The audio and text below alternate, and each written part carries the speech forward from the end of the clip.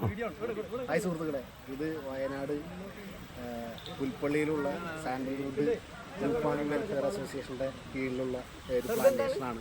ഇതിലിപ്പോൾ ഈ ചന്ദനം വളർന്നു നിൽക്കുന്ന ഏകദേശം 1 വർഷം പ്രായത്തിൽ ചന്ദനവരാണ് ഇവിടെ കാണുന്നത്. ഇതിൻ്റെ വളർച്ച തന്നെ നോക്കിക്കഴിഞ്ഞാൽ വളരെ അതിശയിപ്പിക്കുന്ന ഒരു വളർച്ചയാണ്. ഇതിൽ വണ്ണം ഏകദേശം ഒരു കൈ വണ്ണത്തിലേക്ക് ഇത് എത്തിയിട്ടുണ്ട്. ഏകദേശം ഒരു 17-18 സെൻറ്റിമീറ്റർ ചുറ്റളവിലേക്ക് ഇത് എത്തിയിട്ടുണ്ട്. ഇതിൻ്റെ ഹൈറ്റ് ഇപ്പോൾ ഞാൻ ആദ്യം വരുന്ന സമയത്ത് ഇത് വളരെ ചെറുതായിരുന്നു. ഇപ്പോൾ ഏകദേശം ഒരു 8 അടി 9 അടി ഹൈറ്റിലേക്ക് ഇത് വളർന്നിട്ടുണ്ട്. ഇതേപോലെ തന്നെ ഒരുപാട് പ്ലാന്റുകളുടെ ഉണ്ട്. ഇതുപോലെ ഈ മേഖലയിലൊക്കെ കാണുന്നത് ഏകദേശം 2 ഏക്കറോളം വരുന്ന സ്ഥലത്ത് കാണുന്നത് ഈ കാണുന്നതൊക്കെ ചന്ദന പ്ലാന്റേഷനാണ്. ഇതൊക്കെ ഓരോരുത്തരുടെ പേരിൽ അവർ ആധാരം ചെയ്ത് രജിസ്റ്റർ ചെയ്ത് മേടിച്ചിട്ടുള്ള ചന്ദനമരമാണ്. അപ്പോൾ നമുക്കും ഇതിൻ്റെ അകത്ത് ഭാഗമാകാൻ പറ്റും. ഇവിടെ അല്ല, ഇതുപോലെ തന്നെ മറ്റ് പ്ലോട്ടുകളൊക്കെ ഇതുപോലെ 5 സെൻറ്റ് വീതം തിരിച്ച് 20 ചന്ദനമരങ്ങൾ വെച്ച് ഭാവിയിലേക്ക് ഒരു നല്ല വരുമാനം അല്ലെങ്കിൽ നല്ലൊരു വെൽത്ത് ക്രിയേറ്റ് ചെയ്യാൻ പറ്റാവുന്ന ഒരു പ്രൊജക്റ്റാണ്.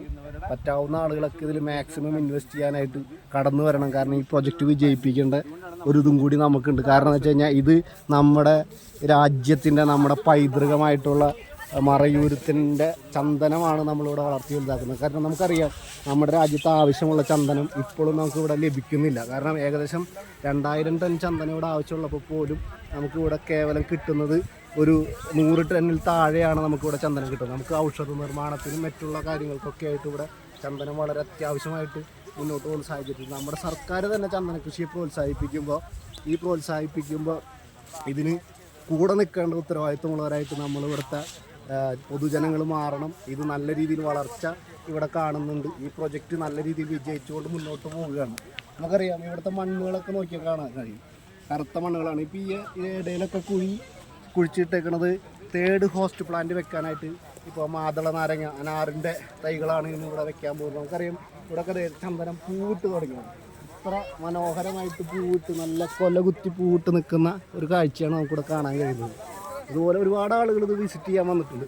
നമുക്ക് ആർക്ക് വേണമെങ്കിലും ഇവിടെ വന്നിങ്ങാണ്ട് ഈ പ്ലാന്റേഷൻ കണ്ട് ബോധ്യപ്പെട്ടതിന് ശേഷം ഇതിൻ്റെ ഭാഗമാവാൻ തയ്യാറാകുക. കാരണം നമുക്കറിയാം വയനാടുത്തെ മണ്ണിനെ നമുക്ക് പറഞ്ഞിട്ടുണ്ട് ഏറ്റവും നല്ല വളക്കൂറുള്ള കറുത്ത മണ്ണ് ലഭിക്കുന്ന കേരളത്തിലെ ഏറ്റവും നല്ല വളക്കൂറുള്ള മേഖലയാണ് വയനാട് പുൽപ്പള്ളി പോലുള്ള മേഖല.